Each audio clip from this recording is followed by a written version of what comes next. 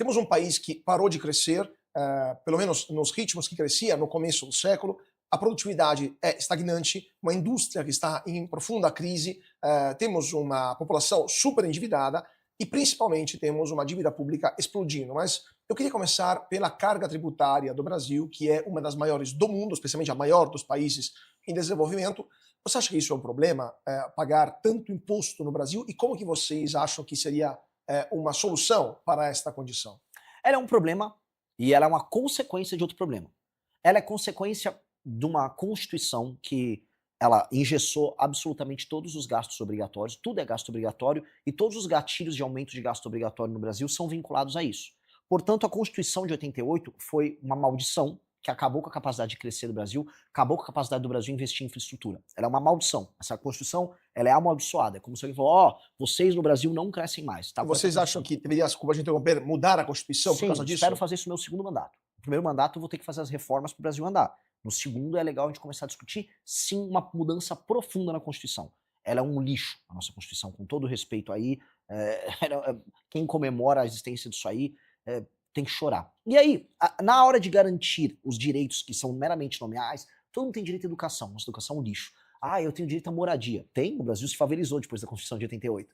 Os direitos são nominais, mas os gastos públicos vinculados a esses direitos, eles estão lá. E eles aumentaram demais. E desde o governo Fernando Henrique para cá, optou-se por aumentar a arrecadação. E aí você fica aumentando a arrecadação. Isso vai desde, vamos dizer, melhoria na eficiência na cobrança, somado às alíquotas. E aí você foi punindo a atividade produtiva no país. E o que nós temos? Um país que é pobre, mas que cobra imposto de país rico.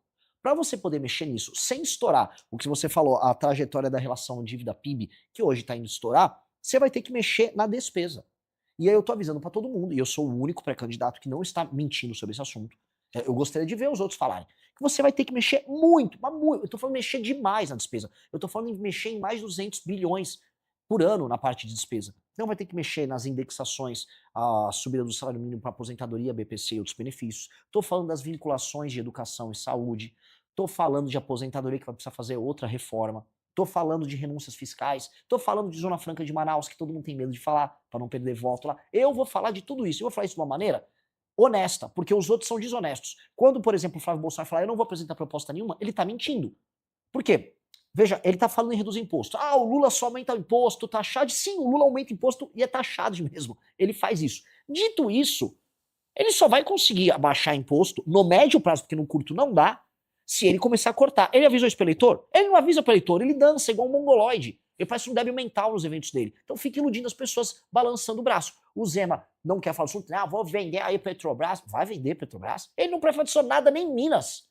Nem em Minas ele fez privatização, ele disse que vai vender a Petrobras. E quem disse que é um correto vender a Petrobras? No mundo que está em crise por recursos naturais, com guerra inflacionária sendo tocada pelos Estados Unidos, jogando pressão sobre a China com o aumento dos preços dos combustíveis, com conflito. Faz sentido isso? Correio, eu concordo. Estatais inúteis e não estratégicas, eu concordo. Petrobras, você não venderia, Petrobras, você não Embrapa também privatizaria. não. Assim, privatizar Embrapa é igual privatizar o ITA. Privatizar uma das poucas coisas que funcionam e realmente agregaram valor para a história brasileira. E a questão que você falou dos cortes, só para a gente aprofundar um pouco isso, uma das maiores despesas que temos no Brasil, além das aposentadorias, são os repasses para as famílias, Bolsa Família, BPC, entre outras coisas. Você cortaria a Bolsa Família, cortaria o BPC? Eu vou trabalhar para que essas coisas, no long run, diminuam até, se não desaparecer, até ficarem insignificantes do ponto de vista orçamentário, como fazendo as pessoas trabalharem e gerarem renda. O que tá acontecendo agora eu tô chamando o Brasil de República de Turilândia. O Brasil é um grande Maranhão.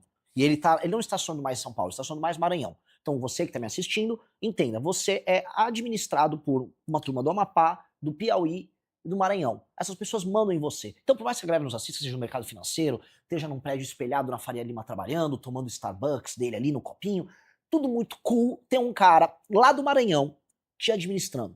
Porque nós não nos organizamos politicamente. E aí a gente outorga para uma classe política vagabunda o destino dos nossos trabalhos. E o que acontece com o destino do nosso trabalho? Financia a classe política mais torpe do mundo nessas cidades ao redor do Brasil e financia o Bolsa Família para uma população que já se acostumou à ideia de que será sustentada pelo Estado. São mais de 20 anos de Bolsa Família, e isso em pequenas cidades do interior do Nordeste, que eu, como o único pré-candidato que está fazendo isso, e aí não quero falar, eu sou único, mas eu sou, o que eu vou fazer? Eu não estou vendo os outros rodarem, por exemplo, o interiorzão do Ceará, o interiorzão do Maranhão. Eu, como único pré-candidato que está fazendo isso, eu estou vendo as cidades e as pessoas não conseguem conceber que exista uma vida sem emprego na prefeitura, sem Bolsa Família. Não existe na cabeça das pessoas uma vida sem isso.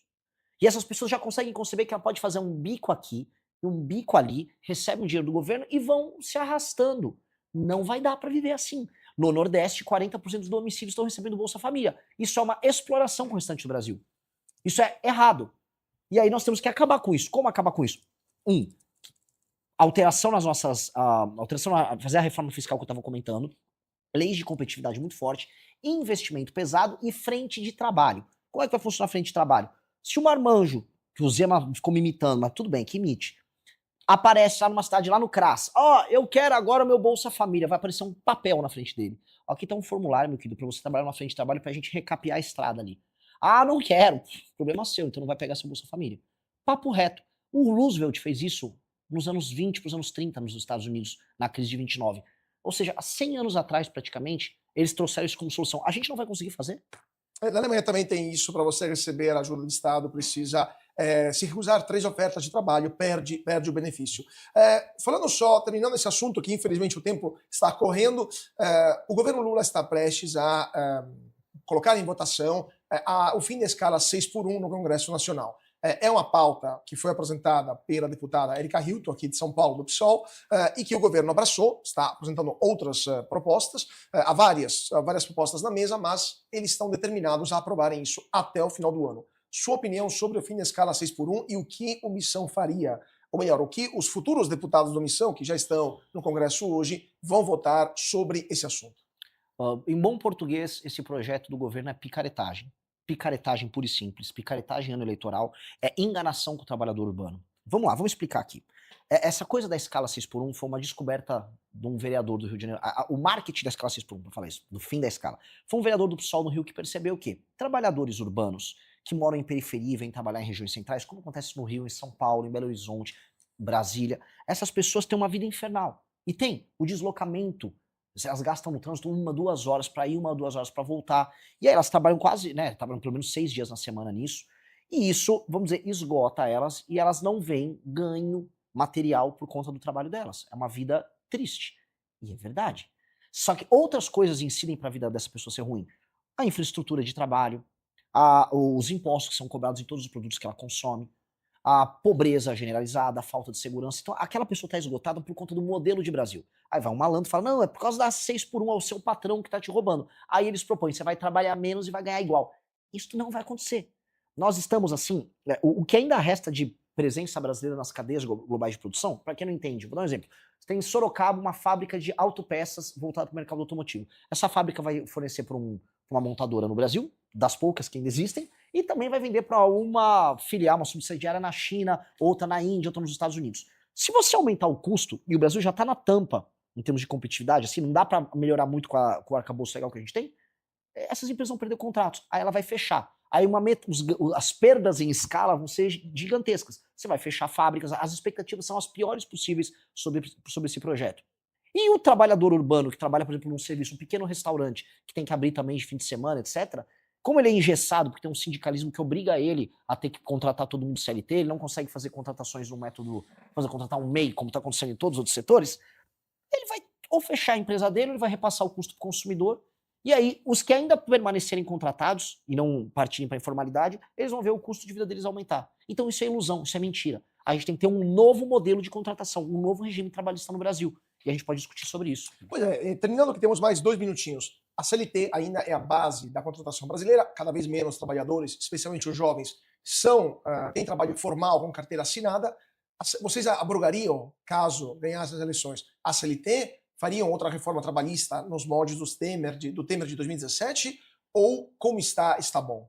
Nós precisamos ter um novo marco de contratação das pessoas extremamente flexível, garantindo, obviamente, certos limites em termos de jornada, mas permitindo a capacidade de negociação entre o trabalhador e o contratante, dando competição entre os próprios sindicatos para que o trabalhador, na hora de fazer uma negociação coletiva, tenha opções de sindicatos que possam ajudar ele nessas negociações coletivas e assim fazer, como nas melhores experiências do mundo todo, sua jornada de trabalho e nós arrancarmos com base nisso a necessidade que muitos têm de virar MEI. Porque o que acontece? O MEI está gerando uma distorção tributária também. Porque aquela pessoa não é um empresário, aquela pessoa está fazendo um contrato individual. No fundo, a pessoa está se adaptando com um contrato individual para poder trabalhar. Isso está acontecendo em todos os lugares, especialmente na área de serviço e comércio. Todo mundo sabe disso. Pois bem, com o regime novo, não precisa ter mais isso. E aí você vai poder baixar também a tributação sobre os salários das pessoas e você vai poder facilitar todo mundo contratar e demitir. E outra coisa que a gente tem que começar a discutir, se isso é um contrato entre privados, por que tem que ter uma justiça trabalhista? Ela custa 23 bilhões de reais por ano e subindo. Ora, é mais fácil então eu acabar com a justiça trabalhista e usar o impacto fiscal disso para reduzir ou praticamente zerar a tributação sobre o trabalhador. Vamos fazer isso de maneira inteligente. Reduzir a tributação sobre o trabalhador, permitir flexibilização, e aí todo mundo vai ter muito mais facilidade para ser contratado. Essa é a lógica. Então, numa frase, antes de ir pro break, você acabaria, caso eleito, com a justiça trabalhista no Brasil? Com certeza. Conheço bem e é assim, é sabotagem. Perfeito.